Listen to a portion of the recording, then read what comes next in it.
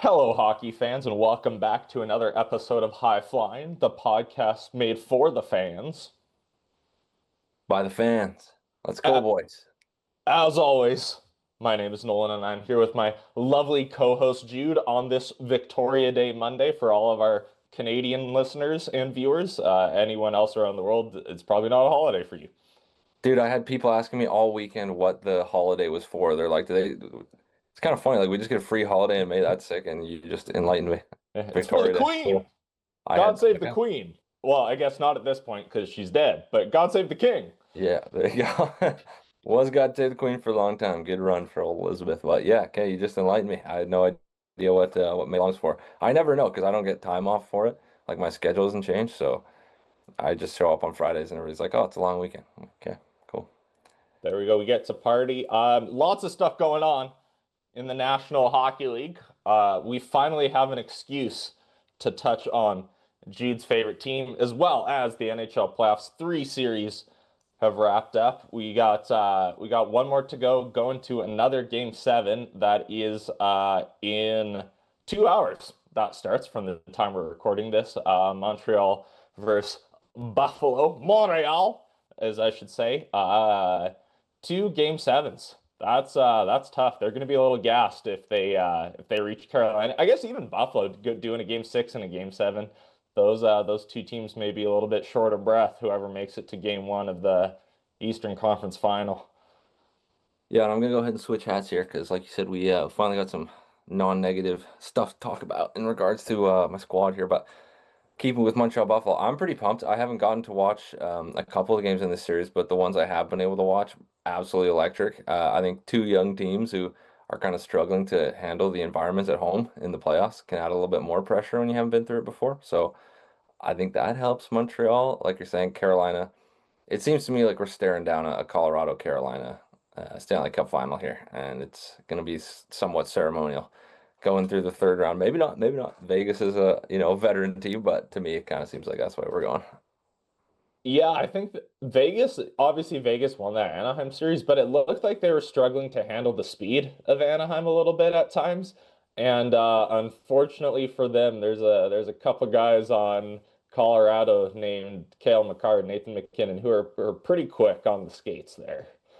Yeah, no shortage of speed for the Avalanche. I mean, even like up and down the line, Nichushkin, Brock Nelson can also fly. Parker Kelly, like they've got lots of guys with wheels, and like you said, so did Anaheim. So the mix of speed plus experience and just absolutely lethal players that Colorado's going to have, I think they might pose a bit more of a threat to Vegas than Anaheim. Yeah, absolutely. A little bit of a lopsided goaltending matchup. And like I don't want to be that guy. I would not be shocked if Colorado sweeps them. You know, Kale said that too, and at first I was a little jarred by that because I'm like, wow, damn, like absolutely no respect for the Knights. But you look at the regular season they had this year, you look who they played in the first couple rounds. Utah and Anaheim, good teams, but both young and never been here before, so just kind of getting their feet wet. Now you're coming up against perennial playoff Stanley Cup contender Colorado, who has done and seen everything at this point. So collision course, I don't love Vegas's odds here. So Yeah, I just kind of look at it that like yes, Minnesota is a little bit of an unexperienced team in terms of going deep into the playoffs, but Colorado basically dominated them aside from a minor slip up that Minnesota was able to take a game out of. But I kind of look at Colorado, and it still comes back to this. Usually, I'm not big on the President's Trophy winners. I'm big on the President's Trophy curse. However, Colorado, top team in the National Hockey League, I'll say it. I said it before. I'll say it again. Vegas had a losing record overall going into the playoffs. So like that's not theoretically. This is Vegas has the worst regular season record out of any team Colorado's playing so far. Oh, actually, yeah. that's not true. I think LA had a losing record too. Ethan can fact check that. I think they both had a losing record. But still, point being, I don't like Vegas's chances. Yeah, I'm with you. Keeping it more present, Montreal Buffalo. I'm having a pretty hard time. I've made a couple bucks on betting Montreal to come back and win in the games they've been down in this series, and obviously they're a Canadian team, so they have my heart right now. I'm hoping they find a way to get it done. But their first game seven, I wouldn't say they came out swinging, finishing it off with 9 shots. It took a Herculean effort from Dobish to get them through there. Um, and you know, it's game seven between two young teams. That building's going to be absolutely rocking. I think anything can happen. It's just going to come down to whose stars show up, I think. I, I like Montreal for two reasons. One, you've already mentioned it, the struggles at home. Also, thank you, Ethan, for pulling up the graphic. LA, in fact, did also have a losing record overall going into these playoffs. So, kind of a crime that two teams with a losing record can make it in. But back to Montreal, um, you know, that both teams have struggled on home ice. That's going to be advantage for Montreal, who's the road team, I think, psychologically. The other thing too is Montreal's been here, right? Like these are two young teams, and Montreal just got out of the game seven against an experienced opponent, and I think that adds a lot of value. Whereas Buffalo, they've been surprising everyone. If Buffalo wins, like am I saying there's no chance of that happening? No, I expect it to be a very tight game. But Buffalo's a super young team. They haven't been in the playoffs in 14 years. They haven't seen a game seven in 14 years, whereas Montreal got one 2 weeks ago. So I think that recent experience may lend a hand to what they can expect, and maybe Montreal comes out a little bit more firm-footed out of the gate. Yeah, it's a really good point. That's a really good point. And I think for both teams, the last couple games, we've been starting to see the goaltending kind of slip a little bit, maybe, going this deep. I'm pretty sure neither of these goaltenders have ever played this many games in this short a span before or over a course of a season. So it honestly, it's game seven. Who knows what happens? Anything can happen, and it might just come down to which goalie is a little more ready for it. And like you said, Dobish is coming off playing a game seven last round, so it's not going to be new territory for him. He'll be hopefully ready to go. I really hope Montreal takes it, man. I think of all the Canadian teams other than the Canucks, they're the team that I would be the least, upset with winning it. I think they're one of the only other Canadian teams I could actively root for to win it. I'd be pretty okay if Winnipeg took one home, but that's just me. I'm a little, Yeah, I a mean, little biased I'd there. be happy for you. I'd be happy for you, but at the same time, be like, fuck, I'm gonna have to hear about this for the rest of my life. So, yeah. Yeah, true. That has some personal repercussions for you. And you know what though? Here's the question: if either of these teams make it out of this series, well, one of these teams will, I should say, not if one of them makes it out. Obviously, one of them has to make it out. Does Carolina finally lose a game? That's the big question. I I think so. I mean, if anything, I would imagine that either Montreal or Buffalo would be able to get the jump on them in game one because Carolina's been sitting for so long. And they're going to be, coming fresh off a game seven. They're kind of well oiled and been rolling. But once Carolina gets their legs under them and gets back in the swing of things, I think one, the lack I mean, it's a war of attrition, right, in the playoffs. I think the lack of games, the lack of hits being taken in the last 2 weeks is certainly an advantage long run. And just on top of the fact that they've been an absolute wagon so far and have no reason to doubt that that would continue against I mean, worthy opponents in Montreal or Buffalo, but younger teams haven't been there. I mean, Carolina's been knocking at the door for years now, and I think they're probably starting to feel like, hey, if it's not this year, when is it, Yeah, absolutely. And one thing I think about with Carolina is and Montreal and Buffalo, whoever makes it out. Like I had Montreal go into the finals in my predictions. Everyone knows I'm bad at predictions, so take whatever I say with a grain of salt when it comes to that. Uh, but I think with the path that it's taken for either Montreal or Buffalo to get here, I look at this Carolina team and I go, Freddie Anderson is having the best career numbers of his life in these playoffs. He's the top goalie in these playoffs. And I think Carolina just has more of an offensive upside. They have a lot of skill, a lot of scoring. Stankoven can come in there. Aho, Svech. Defensively, they're very solid. Jacob Slavin might be the best two-way defender in the game.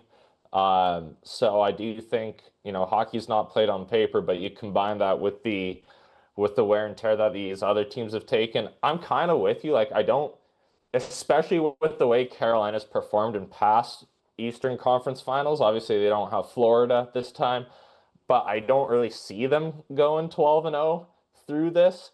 However, like maybe this is in five. If it did end in another sweep, like, am I going to be overly shocked? No, not really. Like, I could see both of them ending in a sweep. I think I'm going Colorado in four, Carolina in five. We'll see what happens. We'll see how it plays out. But like, I at this point, nothing surprises me. To be honest, I'm hoping we get Colorado, Carolina, because I'm looking at it right now, and if only one of those teams makes it, I think it'll be a little underwhelming as a finals. Like I'm kind of hoping it's as you're saying. I'd rather a bit of an underwhelming conference finals where it's, a sweep and a gentleman's sweep or two gentlemen's sweeps, um, what have you. But I think a Colorado Carolina final, I think that's tough to pick a favorite, especially as you're saying. Like, dude, can you imagine if Carolina actually goes 12-0 through the first 3 rounds? That's never happened before. Like that would be completely unprecedented. I do think that would kind of play into Colorado's favor if that would happen, just because Carolina wouldn't have really faced any adversity yet, so they may not know how to manage it or deal with it and be able to play from behinds. And whereas Colorado, they're a polished team. A lot of these guys have, yes, they haven't faced a whole lot of adversity this playoffs, but a lot of these guys have won Stanley Cups before. It's like they've been there, they have the experience, whereas Carolina doesn't. I don't know if Carolina has a Stanley Cup champion on their team. I don't know if Jordan Stahl won it in Pittsburgh when he was there. I believe he Um, did. okay, so there we go. So they got a little bit of experience, but definitely not to the extent of Colorado. In my heart, I know Carolina's the better team overall on paper. In my heart, I do think it'd be cool if Montreal squeaked it out, just because the past history between Colorado and Montreal, like the Nordiques. Obviously, this is far removed history, but the Nordiques going to Colorado, we can call it the Patrick Waugh Bowl, all that fun stuff. So I do think that'd be a little fun. Just for the entertainment value to see Colorado and Montreal. But I'm with you. I think if we're talking what is the best top tier hockey we can get out of a Stanley Cup final at this point, it would be Colorado, Carolina. Yeah, I'm with you. It seems like these playoffs have been fairly straightforward, I guess, for the most part. Like not really any surprises. Maybe I guess Anaheim, Edmonton, but I think after like the second game, everybody kind of realized, oh no, this is not going to be a surprise if Anaheim wins this one. They're just better. Yeah, a Um, lot of changes going on in Edmonton too. And do we want to get to the changes maybe with yeah, there's been a few coaching changes. I know we spent a lot of time on Edmonton and Toronto last episode, so I don't really want to rehash that too much. But there's also changes going on in Vancouver. So there's some movement going on north of the 49th parallel. yeah, let's do it. Let's get to it. I think it might be, other than the game seven, a little more interesting than what's going on in the playoffs. Do you want, I think we should separate this first. I think we should separate this and say, let's start with Vancouver because that's what we're likely to spend the most time on. Let's get that out of the way. But I do think we have to separate this between the changes at the top tier because they have new presidents of hockey operations, presidents plural. Somebody can fact check this, but I think this may be the first time a team has had multiple presidents at the same time. And they also have a new GM. So I think we have to separate those two because my thoughts on those two are very different.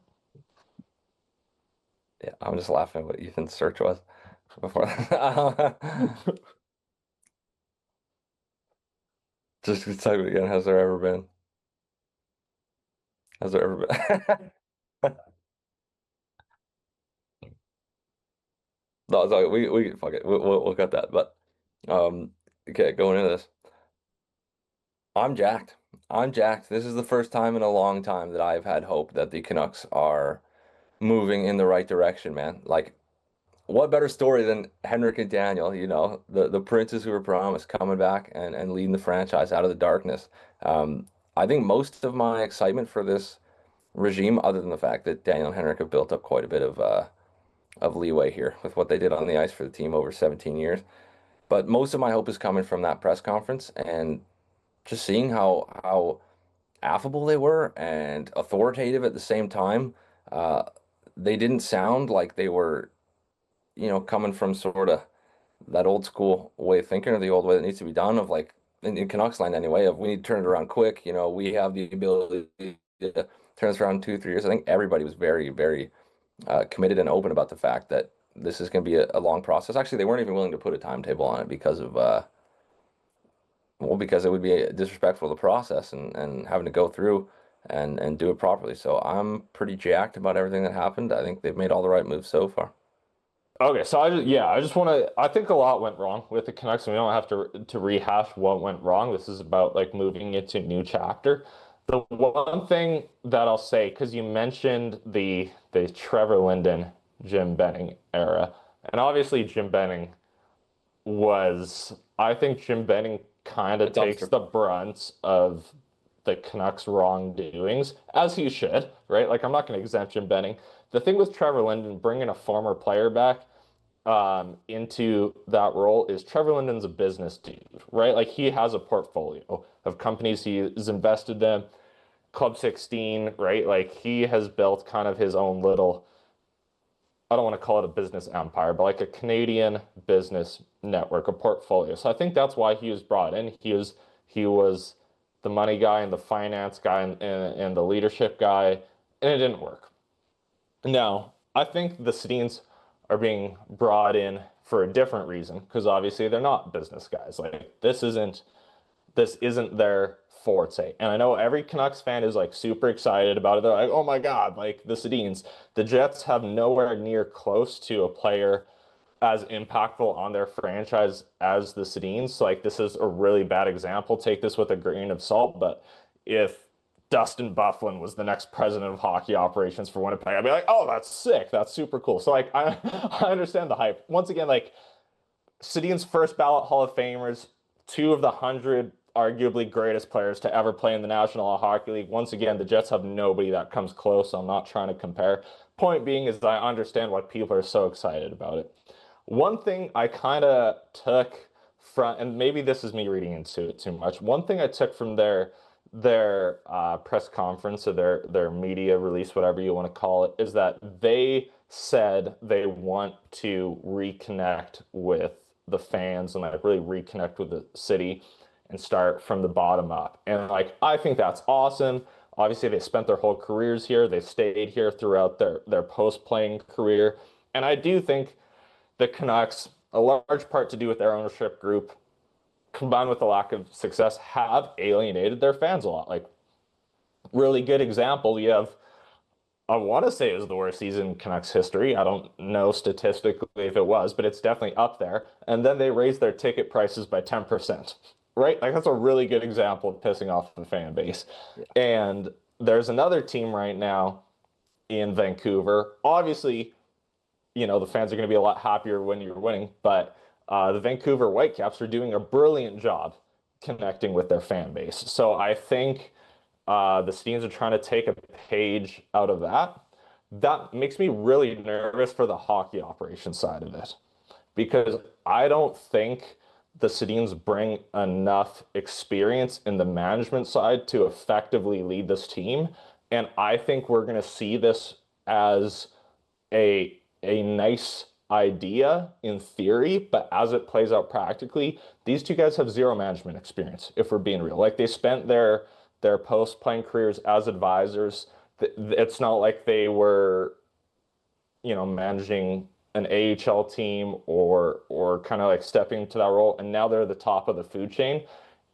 It makes me really nervous seeing them go from nothing to everything all at once from a hockey operations perspective. For the fan base, fantastic. I'm sure it's going to put like seats, it's going to put like butts in the seats, it's going to bring in money. Awesome. Makes me real nervous about how this is going to play out. Yeah, and I think that's fair. It's definitely a non-traditional path of getting to be the president of a hockey operations department for an NHL team. And if it was just the Sedins, then I would definitely have more trepidation than I do when it comes to the order of operations and the hierarchy and how decisions are going to be made. But um, the fact that they chose Ryan Johnson, effectively, they've said that after the Sedins were hired, it was their choice between Gold and Johnson. I think it's no surprise to him with Johnson, like knowing him. The Sedins have been coaching, like they've been on the development staff for the last, don't do the meme, but 6 or 7 years, I believe they've been on the development staff working with a lot of the players and around the organization. I'll agree that's totally not the same thing as being in management and dealing with the behind the scenes aspects. But I Ryan think we've Johnson has been. we've seen our fair share of coaches step into management roles, and we've seen how that's gone when you go straight into it. Just we can all look at Nashville as a really good example of that. Yeah. Yeah. And like it doesn't and so here's the thing, because I don't want to just like I'm not trying to rain on every Canucks fans parade here. I've used this analogy before, and you know what a classic movie is, Jude? Probably. You know what a classic movie is? You know what a great classic movie is? The Good, the Bad, and the Ugly. So I think that perfectly describes the Canucks management situation right now. We got Ryan Johnson's the good, the Sedins are the bad, unfortunately, and Francesco Aquilini, he's the ugly. But he always has been. That's no surprise to anyone. I love the Ryan Johnson hire. I was talking about how much I'm a fan of Tom Fitzgerald. I'm sure he's going to get a job in the league. I'm sure he's going to go to Nashville. But I think hiring internally is what you have to do, especially if you're trying to build a young core around some of these pieces coming up. Carlson, Boom, whoever else you want to mention, friend of the show, Victor Mancini, Willander. They got some young goalies, and he spent time developing, aside from the guys we got from Minnesota in the trade, but he spent time working hands-on with a lot of these guys in Abbotsford and before that in Utica. So he's familiar with them. I think that familiarity is going to create a strong level of cohesion with the team and in the locker room, especially after all the turmoil we talked about. Everyone knows internally what happened between Miller and Pedersen. I'm sure Vander Kane wasn't the greatest teammate in the world. There's some stuff going on with him now. We don't have to bring it up. People are getting traded left, right, and center. They got rid of Tyler Myers, who's a tree trunk on ice. So there's been a lot of turmoil, and I think Ryan Johnson is kind of there to settle the storm. And he's aware of the capabilities and the ceilings of these players. He knows their value better than anyone because he's watched them for years. So I think in terms of a general manager, A plus hire. I think if you're going in this direction, that's exactly the guy to do it. I would definitely hope they announce a coaching change pretty quick here, because I don't think they've officially done that yet. I think that's the next step that has to follow. But I do think Ryan Johnson, if anyone, I don't have faith in the Canucks organization, but if anyone is going to lead them through a successful rebuild, I think it starts with Ryan Johnson. I was also very happy with the Ryan Johnson hire. I think it's smart, like you said, to hire people, good people that have done good work and have been there for a long time because, well, one, he's a qualified candidate. Like he obviously proved himself to be the best candidate for the job. Two, it it promotes a feeling of unity, I think, within a team, within an organization, when you see people that have put in the time get rewarded and get moved up. And very parallel trajectories for Ryan Johnson and the Twins in getting to where they're at. Um, and it's going to be obviously it's going to be a one move at a time, one season at a time sort of judgment process for the Sedins and how it's going to go. We obviously won't know if it's a good hire for a few years to come. But all I have to judge them on really right now is that press conference and their previous track record within the Canucks and the organization. And the press conference didn't give me any reason to jump into this with more doubt than I think would initially be there with the lack of their resumes. And then hiring Ryan Johnson just bolsters my confidence even more because look, we just saw 2 seasons ago he led the Calder Cup team, he led the Abbotsford Canucks to the Calder Cup and been there for a long time, done every role. He said in the press conference it was never his end goal really to become the general manager of the Canucks. He just wanted to do good work with good people, and ultimately he's done that, and that's what's led him to the seat he's in now. So I don't know. I'm gonna choose to be hopeful for now, and obviously as things progress, we can adjust our feelings accordingly as Canucks fans. But right now, I think it's just nice to be in a spot where everyone's aware of the situation and management is um, doubling down on that and not going against what the fan base wants for the first time in a long time. So I think it's just nice to have some alignment So they from say. the fans up. We don't know what their hands-on definition of a rebuild is yet. Well, it's true, but they at the press conference, like all I have to take them on right now is their word, and they said at the press conference to put a timetable on it would do a disservice to the rebuild because, that might end up rushing your process when you don't need to. So for now, I'm pretty happy with where things are at, with how things landed. I don't think anybody had any clue that the Sedins were even in talks for this position when the GM search started.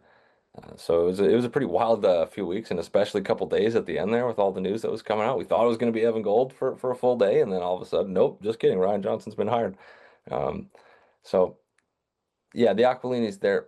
Um, I mean, there's definitely reason for trepidation amongst the fans and people on the outside, probably even more so because they don't have the wishful thinking bias that a fan of the team does. But I don't know. You just got to hope that this is an atypical hire, I would say. And, we've been trying the same thing for a really long time. So hopefully going a different direction brings the results we want. Yeah, and I think too, I do think Malhotra makes sense to be the next coach even more now. Like he's coached under Ryan Johnson for years. Like you could, yeah, Abbotsford had a shitty last season. That's because all of their players were playing for the Vancouver Canucks because the Vancouver Canucks didn't have any NHL capable players, and they got hit by injuries a lot. They did. So it's a little bit tough to have a winning season if you're losing your best guys to the NHL team. But I think that's a really good setup. It'll be really interesting what they do in the draft based on whether San Jose takes Stenberg or Chase Reed. So that'll be a really Yeah. interesting conversation to I have know. at the time. I guess we didn't really get to talk about the draft very much Yeah, 'cause I Ethan and wasn't I there. dove into it, but yeah, we Oh haven't heard man. your thoughts. So obviously, I was more upset with the Leafs getting the first pick than the Canucks dropping because the Canucks drop in the draft. That's just the way it goes. The first time that they don't, it'll be the first time. Or sorry, the next time that they don't move up, it'll be, okay, we're gonna scratch that. Fuck that right up. But anyways, the Canucks drop in the draft. That's what we do. So wasn't surprised we got third, but seeing the Leafs take first, that was a gut punch, especially because I found out at work with my coworker who is a Toronto Maple Leafs fan and had to suffer through that for 6 hours afterwards, him just giving it to me. So that was uncool. But Do you as want you a brought fun up, fact about the Leafs? yeah, not really, but sure. Uh, in the last 10 years, the Toronto Maple Leafs have missed the playoffs twice. Both times they've missed the playoffs, they won the draft lottery. Yeah, I did know that. Yeah. Yeah, you just gotta love it, our brethren out east. So happy for them, totally. Do I think there's any chance they don't take McKenna? Not really. I think new front office coming in, it's an easy slam dunk for them to just take McKenna, the Canadian kid, universally regarded as the best prospect. I don't think they want to mess with that. I would be shocked if they took anybody else. I guess I'll say that. Now the Sharks getting second, as you said, that changes things. That makes the Canucks pick at three really, really interesting now because the Sharks have one defenseman signed after like next season on the roster right now. Like they need defensemen. They are dying to get some, especially first pair young defensemen. But I think everyone knows Stenberg is the second best prospect right now, so it'll be really, really interesting to It's watch that. it's tough because they always tell you to you take the best player available and then figure it after. Like you don't draft by position. That being said, if you can get a pick, that's a defenseman in the top three, generally it turns out really well. Like obviously it's not the first overall pick, like Aaron Ekblad to Florida. Is he a Norris winning defenseman?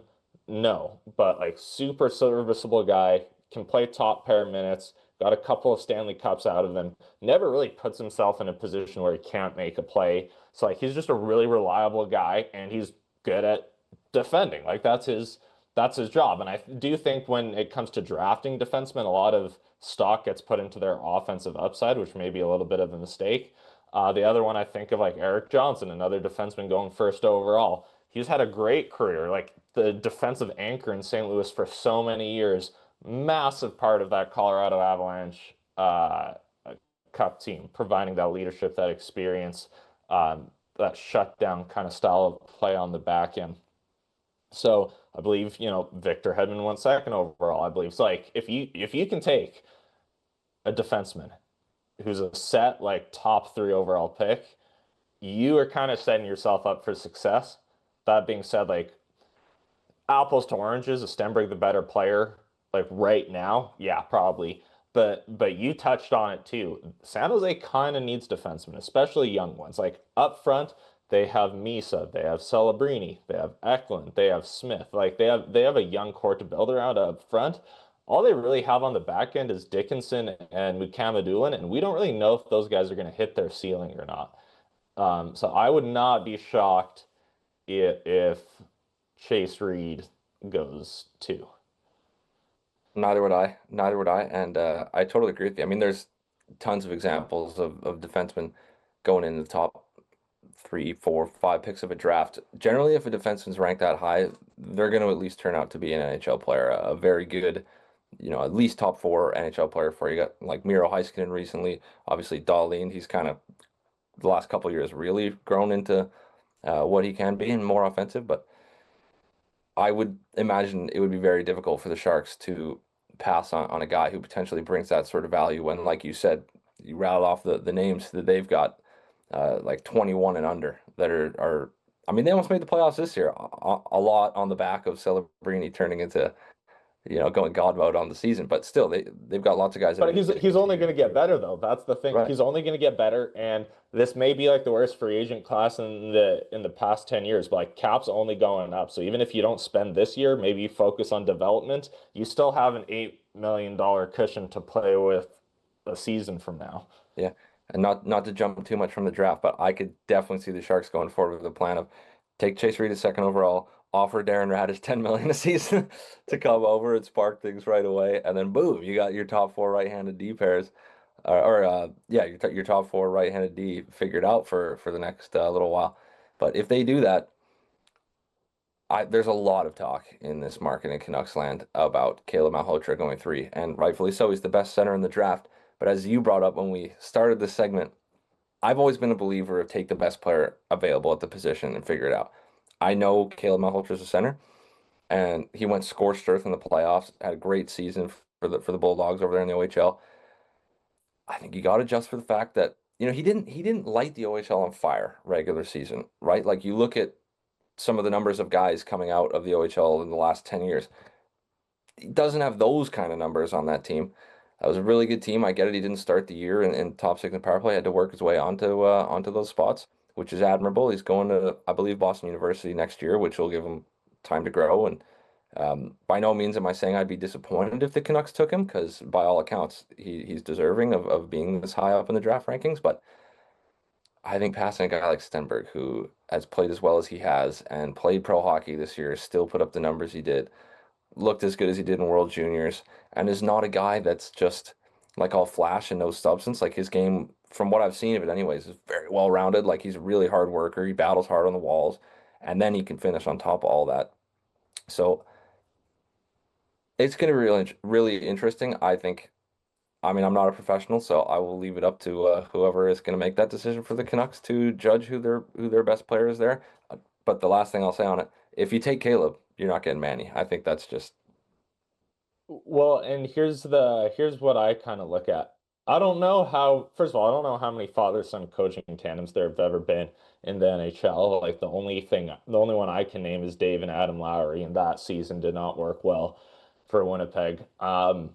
I think taking Caleb Malhotra is a mistake. Obviously, only time will tell. Like draft picks can surprise you, draft picks can bust. Like it happens all the time. But I kind of look at it is as I agree at that point, like they're both forwards. Yes, centers are more valuable positionally, but Stenberg is the better overall player. And the Canucks need someone who can put the puck in the net. They need like a surefire guy who will develop into a goal scorer. And that is Ivar Stenberg. Like that is his MO. He's he's Swedish. Canucks love their Swedes. Like we have a history of it. Does it always work out? Not really, but like we do have a little bit of a history of having a Swedish culture.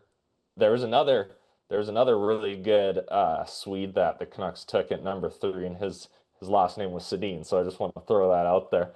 But like Canucks have no goal scoring. Like their goal scoring sucks, you know? That being said, would I put it past the Canucks to overvalue centers? Not at all, right? And like I could easily see that room saying, you know what, we probably should have re-signed Puy-Suter. We did not re-sign Puy-Suter. We have zero center depth. Maybe we should just take a center. I think that'd be a mistake in this position to overvalue centers, especially when you don't know what the free agency class is going to be like a year from now. And I'm not saying Coots is going to be a world-class player, but they do have Coots coming up the pipeline as well. At least that's one guy. Atu Ratu, insanely good in the draw. Does he have an offensive upside? Maybe. He hasn't really shown it, but like at least you know you have a guy for defensive zone draws as long as he's healthy. If what they're saying in the press conference is true and they're not rushing it, I don't think there's a need to jump on a center right this instant. I feel the exact same way. Would I be shocked if they took him? No, because like you're saying, free agency is dying a little bit, and the need to draft and develop your own centers is huge.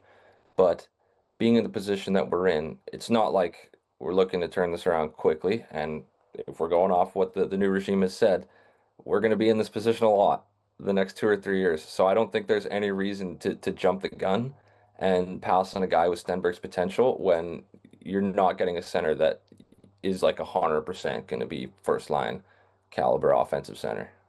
Yeah, and we can, and the other thing too, actually, you bring up a really good point. Likely be in a lottery position next season as well. And will they win the lottery? Probably not, because in the past Absolutely 12 not. I'm in done the with any of past that hope. yeah, in the past 12 seasons, the Canucks have never moved up in the lottery, not even once, which is unfortunate. Um, but but statistically, you would assume that they would have a top 3 pick next year. And yeah, I don't know. For me, like a really good example of taking the best player available, the Calgary Flames could have taken Tij Ginla in the draft, his draft year when he was coming from Kelowna. That would have been a great story, play for his dad's former team. They ended up passing on him. Excuse me. They ended up passing on him for, I believe it was Zane Parekh they took that year. Parek's playing in the NHL. Ginla's still playing in the dub. So I feel like that's a good example of not taking the best guy available. Or sorry, I've I taken the feel best guy like available and not and removing the personal family tie bias. I feel like Utah picked before Calgary in that draft. Did they? I think Utah took him at 4 and Parekh went a little bit later. Am I wrong? Because I said this on the pod with Ethan, so maybe I've said this wrong twice now.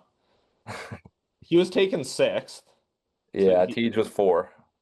no, Teach was six. Oh, really? Yeah, I just Googled it. Teach was six. Hold up, I got research. Live on the fly research. Tej was six. Oh, you're right. Calgary was after, but Tej was Yeah, six. So that's you what did I not thought. fall to Calgary. Just scratch everything I said. Oh, All ooh, good. Demidov went right above. That's a pretty good pick. Not bad. That's not bad. I would have well, yeah, I guess Demidov was gone. Who went after? Sam Dickinson to San Jose. Zeeves draft. That was a good draft. Yeah. Got I some think guys Tej on was there. Canada's best player at World Juniors too. Did like this past season? Yeah. Oh, okay. I thought you meant his draft year because I was like, oh, Macklin Celebrini. But No, no. This past World Junior. no, sorry. Now I'm distracted. I'm looking at the list here. That's all right. What were we talking about before that? Oh, like not taking family ties? Yeah, well, just drafting the best player available, Right, right, right? right. Like best out and out player. Yeah. Um, but yeah, that's all I got on the Canucks. We I can think me too. talk Yeah, about I think me too. It's going to be an interesting summer. Lots to figure out, but yeah, hopefully on the upward. Can't do much worse than 30 seconds. So I was a little bit surprised to see Chris Knobloch out of Edmonton. gave him an extension before this season. I didn't. I think that's a bad move. And Because at the end of the day, look at the team you have provided him with, right? Like, sure, you lost in the first round. That's a disaster. But you went to back-to-back Stanley Cup Finals with Stuart fucking Skinner as your goalie, zero depth scoring with the exception of Zach Hyman, who got injured. It's not Chris Knoblauch's fault that Zach Hyman got injured. He can't control that. And a completely incapable decor. So, like, I think Chris Knoblauch did a fantastic job with the tools he was provided. Like, that's just like telling somebody to build you a garden shed and all you give them is duct tape and WD-40. Like, it's not going to be as sturdy as a hammer and nails, you know? You know Yeah. what I'm saying? Totally. I fully agree. I think Stan Bowman really quickly is showing maybe why he was let go in Chicago and that he has not learned very much from the dismantlement, if that's a word, of the Chicago Blackhawks dynasty. I mean, they kind of had to do it though. Once the news got out that they asked to interview Bruce Cassidy, that was kind of the nail in the coffin. Can you really bring a coach back in when you made, does he really want to come back when you've Yeah, but like, why made would him you look even like that? interview Bruce Cassidy? Like, I think they already have the best coach available. Like, I don't think Craig Berube brings anything to the table or Bruce Cassidy brings anything to the table that Chris Knoblauch doesn't. Like, yes, those guys have both won a Stanley Cup. Like, awesome, great. But like, they also play a very gritty defense first style. Guess who can't do that? Edmonton, because they don't have the players that fit those schemes. Yeah.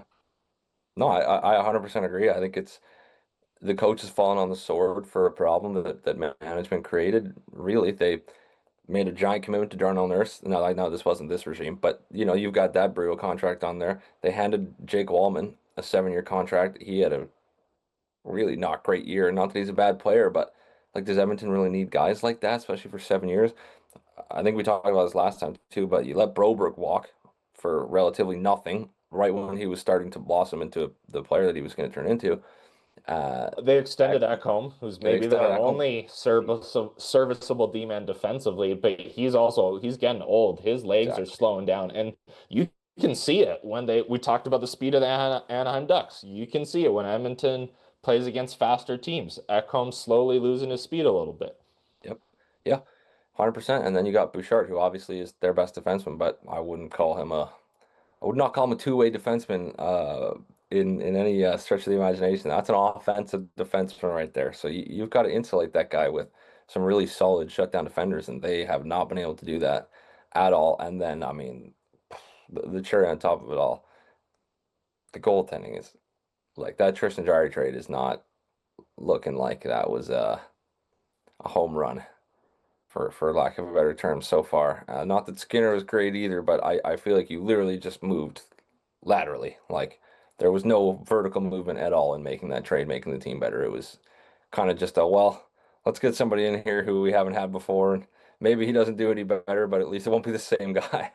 I do think after how poorly their goaltending was under the Skinner Pickard tandem, I think I'm okay with actually a lateral move on that. Like, just do anything at that point because it can't be worse. And to your point, like, yes, it was a lateral move, but at least they tried. They did something. Now the problem is your goaltending hasn't improved at all, and you don't really have assets of value that you can trade off to acquire said goaltending, Yeah, which is a little bit of a problem that they're going to face. Because as much as the free agent class isn't deep this year, it wasn't deep last year for goalies. Like there were hardly any goalies on the market. I believe the highest paid goalie coming out of free agency uh, might have been Jake Allen. Like, I don't know if another goalie got more coming out of free agency. Like, I think he got 1.5 over 5 years. So, like, I don't know if a goalie got a contract. I don't want to do the math on that. Ethan, what's the math on that? $7.5 million contract? I don't think a goalie out of free agency got more money than that overall in a contract last year. I believe it was 1.5 by 5. Ethan can do the math on this. So I think that's 7.5. that's a hilarious deal. I forgot about that. Okay, good. I can do math. That's good. I can't predict the NHL playoffs, but I can do math. Right. Point being, is they've kind of backed themselves into a corner where they don't have tradable assets because obviously the expectation is to make another cup run. But to do that, you need scoring, and the only guys they can really trade off are guys that may potentially provide them scoring. I guess we'll talk like Vasily Podkolzin. Like he looked decent towards the end of the year, right? Like I don't think you're going to get a great goalie for Vasily Podkolzin, one, but like two, you need guys on the team when it comes to the playoffs because certain teams are kind of figuring out a way to shut down McDavid, and if McDavid's shut down, that's a problem. Yeah, and if there's nobody else you really have to worry about, then there's nothing deterring you from just throwing all your might at McDavid and Draisaitl and locking those guys up. But yeah, I think we're in agreement. Knobloch fell on the sword for some mismanagement there from the higher ups. And to be honest, from looking at it from an outside perspective, I know you can't really do this, or at least they're not going to do this. But I think the prudent move would just be to blow it up now, like to just kind of cut your losses and then look at the team and go, like, we are so far, we are so far away from a Stanley Cup. Like we had our window, we missed it. Let's move our top guys now and recoup assets and try and give this thing another kick at the can. Because the longer it goes, I mean, they're not gonna. Does anybody really think they're gonna contend next year, barring a big trade for a star goalie or reworking the defense in a way that I just don't really see feasible? Now, here's the thing. At the end of the day, sports is a business and it's all about putting fans in the seats. The outcry, if you trade Connor McDavid and Leon Draisaitl, is that the correct hockey move? Yes, absolutely. Especially McDavid. Maybe not Draisaitl. Maybe I doubt Draisaitl will be motivated to stay if you move on from McDavid. But like, if there's any shot that Draisaitl wants to play there in Edmonton long term, sure, keep him. Awesome. I trade McDavid tomorrow if I can because like you have to do it, I think, before free agency. And the reason I say that is you don't want your teams spending their their money and their projected cap to acquire other pieces. You want to trade McDavid when they can kind of configure re-signing him into their salary plans for the next coming years because teams are going to have to think 3, 4, 5 seasons ahead. Yes, he's on a very team-friendly deal now. That's not going to be the case down the road unless he goes to a Sunbelt team. So, in my mind, sure, I guarantee you the Edmonton Oilers are going to try and make it to another Cup final next year just to put fans in the seats. I think that's the wrong move. I completely agree. Like, just blow it up and out. If anything, this may be a win. Like the winner on the Edmonton Oilers might be Chris Knobloch, just because now he has the freedom to go somewhere else, and he is not trapped in what is becoming the hellhole that is Edmonton hockey. Like Edmonton hockey, ever since their Cup final run against Carolina, has been an absolute dumpster fire.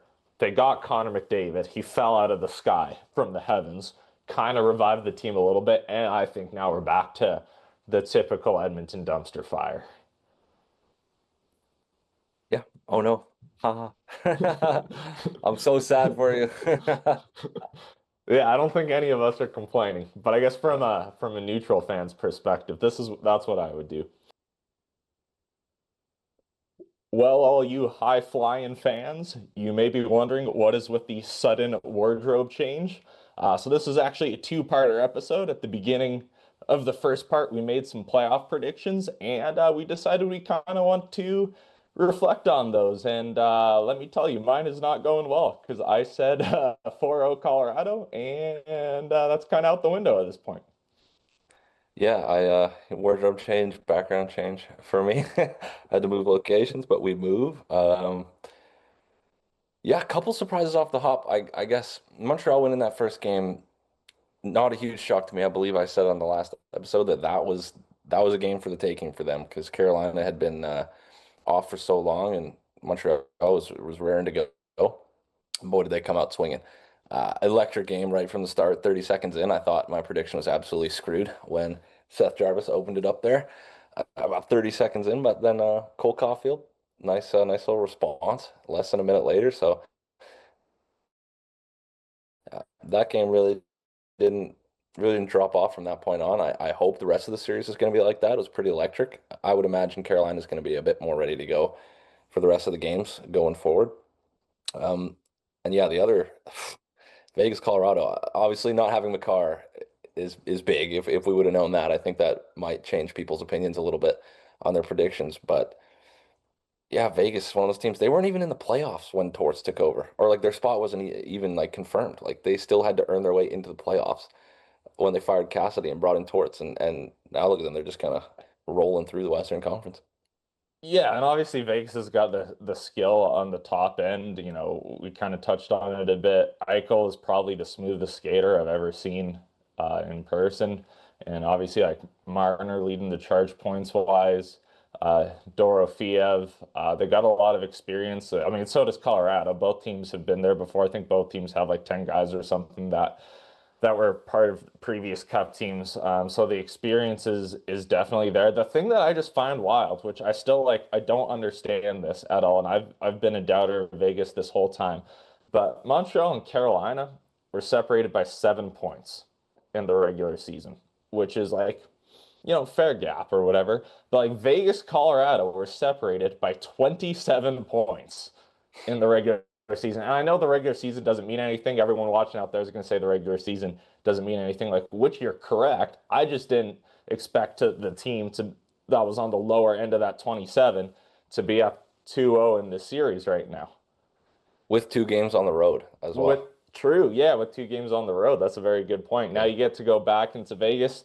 The crowd's going to be electric there. They always have a good atmosphere in T-Mobile. So I'm not counting Colorado out of it yet, but maybe the President's Trophy curse strikes again here.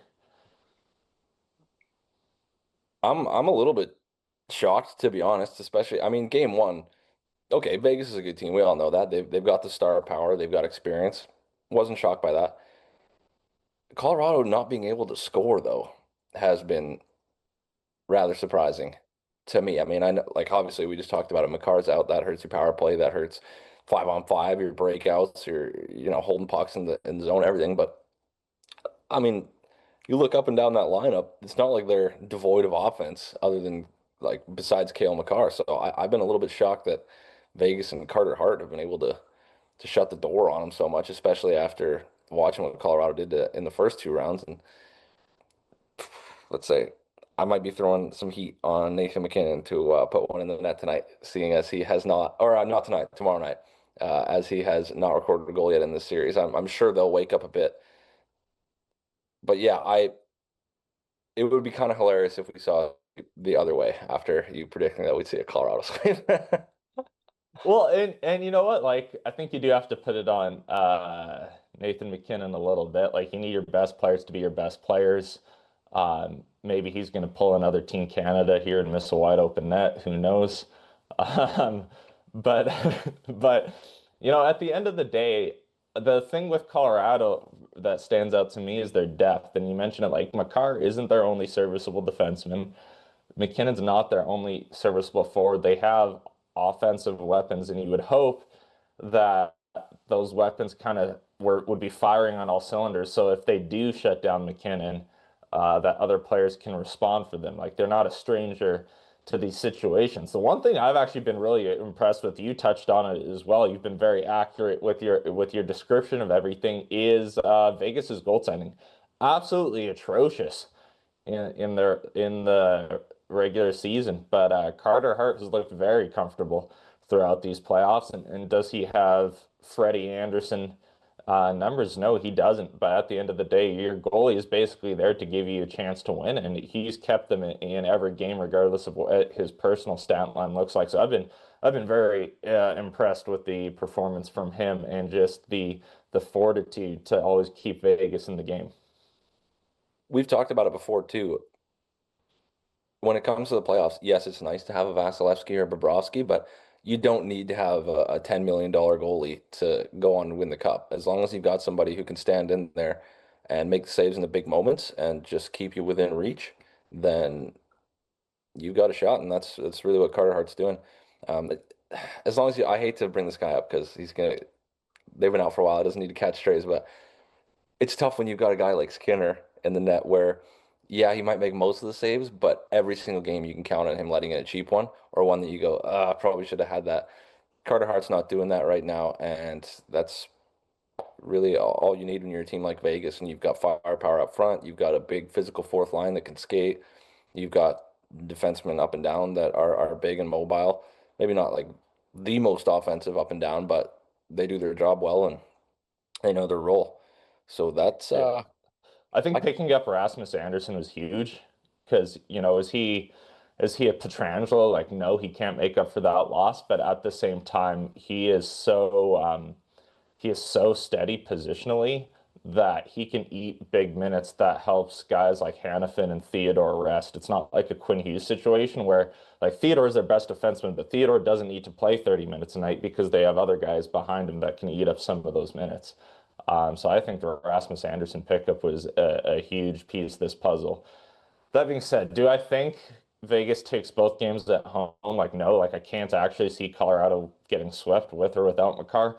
But so far, every single prediction I've had this playoffs has been wrong. So fuck me. What do I know about hockey, apparently? it's a good thing you're not a betting man. I'll say that. Well, I lost. I did. I put I'm not on the gambling sites, but I lost some money to Lloyd Christensen earlier. Shout out Lloyd.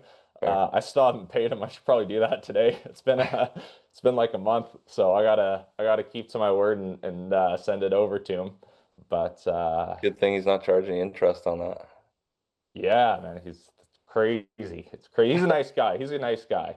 And you know what? After all of these years of him losing to me, it's nice that he's getting some money going back to him. Fair enough. It's a good way to look at it. It's a good way to look at it. But yeah, you bring up a good point about getting Rasmus Anderson and Vegas. If you look at their numbers all throughout the regular season, they were creating chances. It's not like they were getting caved every game. It really did, I think, just come down to the goaltending and not being able to get big saves in big moments. So Carter Hart coming in and shoring that up maybe has just let everybody breathe a little bit on that team, play a little bit easier, and kind of live up to their potential. It seems like the big teams in the Pacific sort of just sleptwalk through the whole season. It's almost like, yeah, we make the playoffs every year. Let's just get there. And Vegas was kind of the same way, a little bit to me, I think. Not that their numbers weren't good, like I just said, all their analytics and stuff, they were creating chances. They were, keeping people out of the slot for the most part on defense, but the goaltending was just not where it needed to be. So, am I shocked by this? No, I can't say I am because you look up and down their lineup and it's just a wagon. But would I have predicted it? No, definitely not. Not with the way Colorado looked through playoffs so far. I really hope Makar comes back game three, but even if he does, I think it's a shoulder. Like watching the last game of the Minnesota series, he took a it looked like an innocuous hit sort of near the end of the game, and he immediately was just like stick down, holding the shoulder. And that's tough because when the shoulders go, it's really, really hard to get them. But like even when you have time, it's depending on what it is, like could be, I don't know, I'm not a doctor, but like if it's an AC joint, yeah, you can play through it, but it's not you can't You're really not get it quite back to where it should be. Yeah, you're not the same because that affects your whole range of motion. Every time you turn, like, yes, you turn with your hips, but your shoulders also follow. Every time you take a shot, make a movement with your stick, like, Yeah. if your shoulders, like, it may not directly affect, like, your skating. Like, shoulders are probably better than, like, a knee injury or a hip injury, but, like, at the end of the day, you're not going to be 100% unless you take the time to properly rehab and recover from that. And just going back to goaltending, because you don't want to shit on the goalies, and I do. I love it. Stuart Skinner deserves all the hate he gets. So does our friend of the show, Calvin Pickard. Terrible goalies.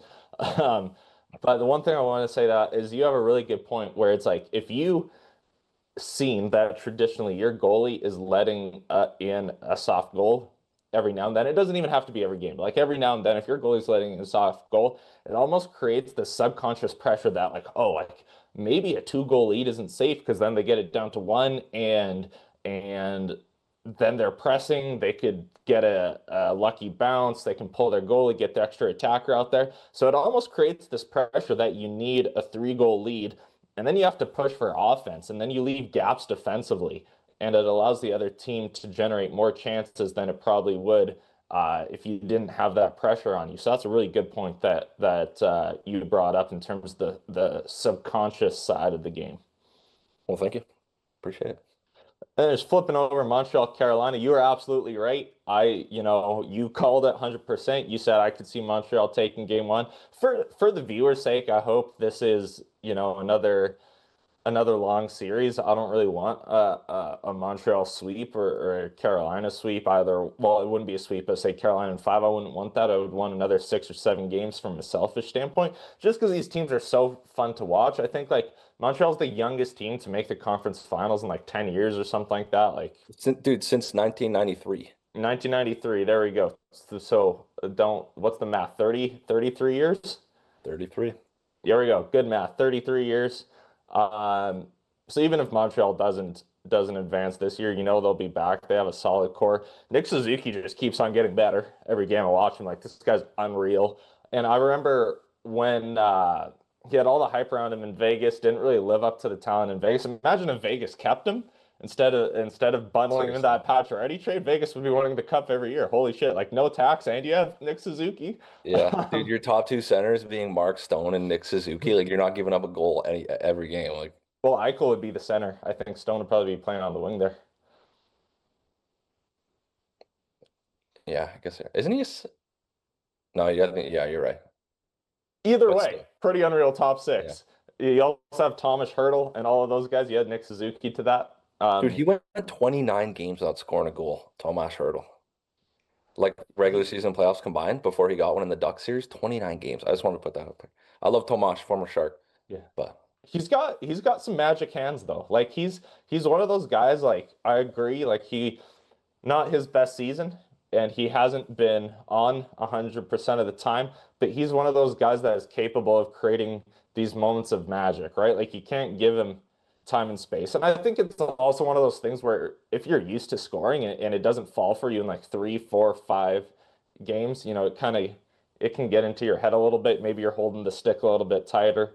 Um, yeah, last pod. 29 games. That's a lot. Yeah, well, I'm just thinking last pod when last episode we talked to Jacob and he was talking about how much work he put in with the team psychologist into that like personal growth. Imagine the mentality you have to keep your confidence up if you're going through a 29 game losing streak. So shout out to all the team psychologists in the National Hockey League. You're doing a Right. good job. I don't know if he was a team psychologist or just, Just a personal one? yeah, I I feel can't like it would be a either team way. one. Why pay for a personal one if you have a team one? There's no way Nevada, or not Nevada, Nebraska doesn't have a team one. The amount of money they pour into those programs. I truly cannot confirm or deny. I have no idea. Anyways, but yeah, I agree with you. I hope that the Montreal Carolina series goes deep. I would imagine Carolina's going to come out swinging for sure in this next game. But Montreal, there were some times in the Buffalo series where I kind of thought that Montreal was getting dominated a little bit, or at least like the ice was tilted and Buffalo, especially off the rush, was just killing them. But they don't panic in that situation, and I'm sure they've talked about it, obviously in the dressing room, what kind of system they want to do when that starts to happen. But they don't run around, they don't get uncomfortable, they don't panic when the other team is sort of dominating possession. So even if that does start to happen with Carolina, I think Montreal can weather that. They've sort of proven that they can weather a storm like that and then strike when they need to. And I think they showed really well in game one, even after the first period when Carolina did sort of start to come back. I don't think this is going to be a 5 game series for Carolina, nor do I think it'll be for Montreal, but I could see this one going pretty deep. I also did say last episode, I think, that I thought we were on a collision course for a Colorado Carolina final, and that is not. That's not looking like it's super likely right now, but you never know. I mean, I think it'd be fun if Montreal wins either way. I said last time we could have the Patrick Waugh Bowl if it's Colorado. We can have the Nick Suzuki Bowl if it's Vegas.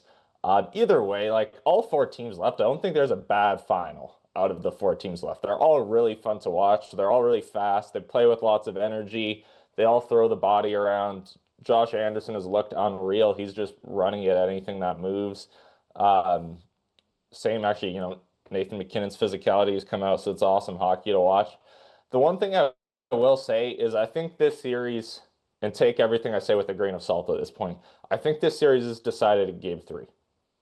Of because like Montreal needs to keep a lead in this series.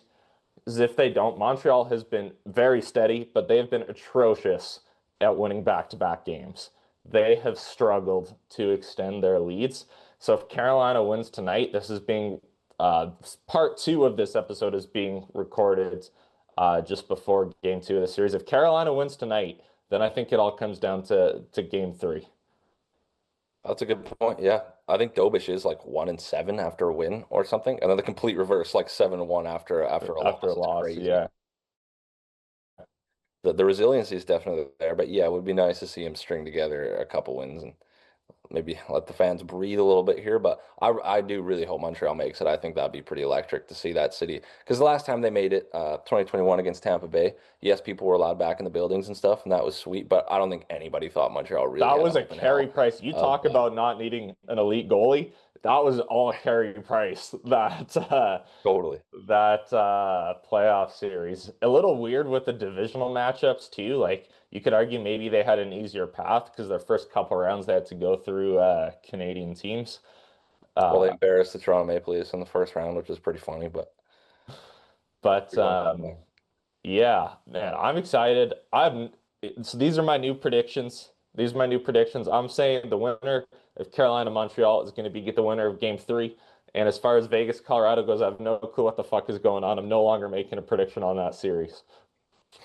Yeah, fair enough. I think if Makar doesn't come back, it's going to be tough for them. That's a hole you can't fill. Um, Unless you can make a mid-playoff trade for Quinn Hughes, but barring that, you're not you're not filling that Makar hole right now. So fuck, it sucks. Honestly, anybody but Vegas to win, I'll be cool. Yeah, and I guess the other thing, um, this is I think I was it like something stupid like 46 seasons now that a teammate of Jaromir Jagr will be in the Cup final.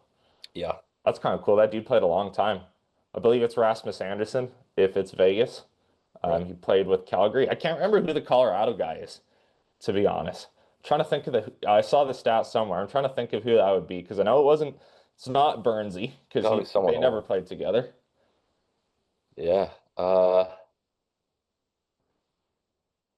are the really old guys on call? They don't have a ton. They don't have a ton of old guys. Is it Kadri? Did he play with Kadri in Calgary? Was he already there at that point? No, I don't think so. I don't believe so.